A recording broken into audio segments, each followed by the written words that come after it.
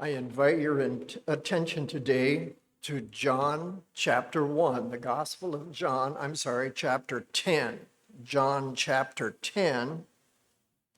Here Jesus unveils more of the mystery of who he is with two more I ams. I am the door of the sheep, and I am the good shepherd. I would like to read this portion of scripture in a moment, but before I do that, I have one comment. My intention in this study is to open the scriptures for us. I'm mentioning a few applications that I think we should be making along the way, but many more could and should be made. I hope that each of you will do that for yourselves as you listen and ponder. After all, if we don't make appropriate application for our daily lives from the scriptures, then our study is only another exercise in academics, isn't it? Let's read now John chapter 10, beginning at verse 1. Verily, verily, I say unto you, he that entereth not by the door into the sheepfold, but climbeth up some other way, the same is a thief and a robber. But he that entereth in by the door is the shepherd of the sheep. To him the porter openeth, and the sheep hear his voice, and he calleth his own sheep by name, and leadeth them out. And when he putteth forth his own sheep, he goeth before them, and the sheep follow him, for they know his voice. And a stranger will they not follow, but will flee from him, for they know not the voice of strangers. This parable spake Jesus unto them, but they understood not what things they were which he spake unto them. Then Jesus said unto them again, Verily, verily, I say unto you, I am the door of the sheep. All that ever came before me are thieves and robbers, but the sheep did not hear them. I am the door. By me, if any man enter in, he shall be saved, and shall go in and out and find pasture. The thief cometh not but for to steal and to kill and to destroy. I am come that they might have life, and that they might have it more abundantly. I am the good shepherd. The good shepherd giveth his life for the sheep. But he that is a hireling and not the shepherd, whose own the sheep are not, seeth the wolf coming, and leaveth the sheep, and fleeth. And the wolf catcheth them, and scattereth the sheep. The hireling fleeth because he is an hireling, and careth not for the sheep. I am the good shepherd, and know my sheep, and am known of mine. As the Father knoweth me, even so know I the Father, and I lay down my life for the sheep. The Pharisees of Jesus' day professed to be the guides and shepherds of God's people. At the close of chapter 9, Jesus charged them with being blind and unqualified for the job. Here, he tells his followers the character of a true shepherd, in contrast to a hireling, and declares that he is the true shepherd and guide of his people. Sheep seem to be in focus more than any other animal in the Bible. They were very important in the day to domestic and community life and in the worship of the Jews.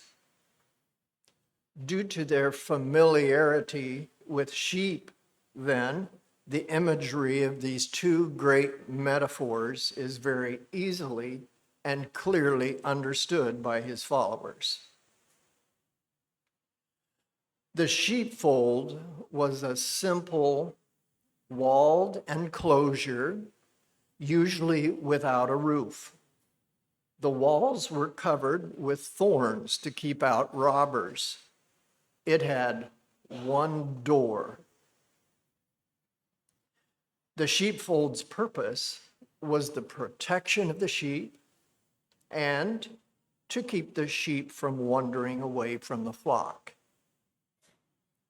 Several flocks of sheep, you get that? Several individual flocks of sheep would pass through the same door into the same fold under the care of a shepherd who guarded the door. He was called the porter. Each shepherd knew his own sheep by name and was known by them. They knew his voice. He saw that they were safe in the fold at night. There's one more detail that is very important to understanding Jesus' words, I am the door. I understand that what we refer to as the door was actually only a simple opening in the wall of the sheepfold, not necessarily a hinged device as we know it. A shepherd himself was the actual door. His cloak was used as bedding at night, and there he would lie in that opening between the sheep in his care and all that would harm them from without the fold. Jesus said, I am the door of the sheep. Many dangers threaten the health and very life of the sheep outside that fold. Hungry wolves, lurking mountain lions, poisonous snakes, toxic vegetation. No shepherd's presence out there to monitor the sheep's health and well-being. Torrents of the elements all take their toll on unprotected, vulnerable sheep. But within the fold, there is security, rest, quiet, and peace. We may safely rest within the watchful care of our shepherd. Freedom from worry, freedom from all that would trouble or disquiet. Security and safety within, and protection from without. All these provisions and blessings are ours, thanks to our gracious door of the sheep, who is willing to lay down his very life in that opening of the sheepfold for you and for me. Jesus said, come unto me, all ye that labor and are heavy laden, and I will give you rest. Take my yoke upon you and learn of me, for I am meek and lowly in heart, and you shall find rest for your souls. For my yoke is easy and my burden is light. In that same passage of John 10 that we just read, Jesus also presents himself as the good shepherd. I am the good shepherd, he said. Verse 12. Have you ever noticed the difference in perspectives between owner and employee? For instance, Their opinions of how monies need to be reinvested in the company amuses me. The employee's perspective is likely very self-ingratiating, while the employer's view is not so much for himself, but for the good of the whole company. Jesus uses that principle to further reveal who he is. The hired servant working only for wages is neither owner nor shepherd.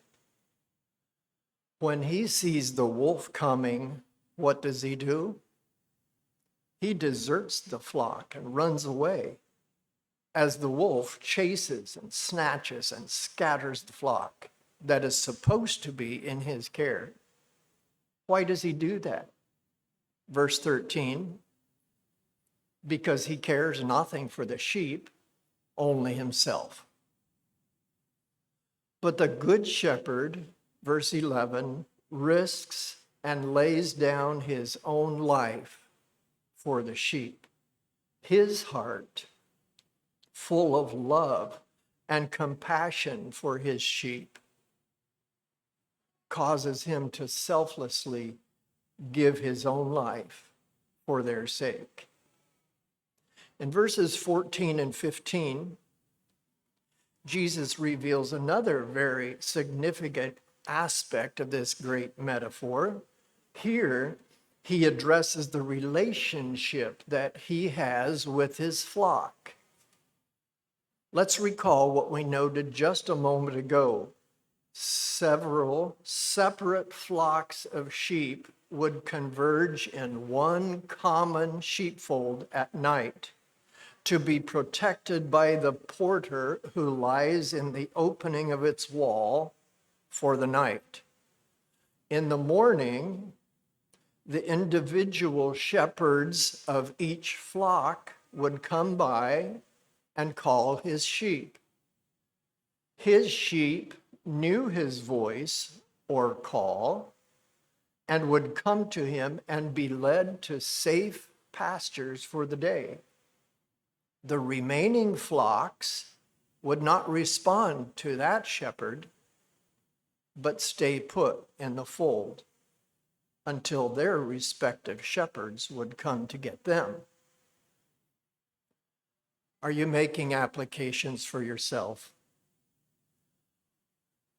Are there strange voices that are calling to you? Come with us. Let's go explore new and different fields, hidden sweet meadows filled with frivolity and laughter, fun that these other sheep know nothing of. Do those strange calls still appeal to you? Or do you respond only to the Good Shepherd?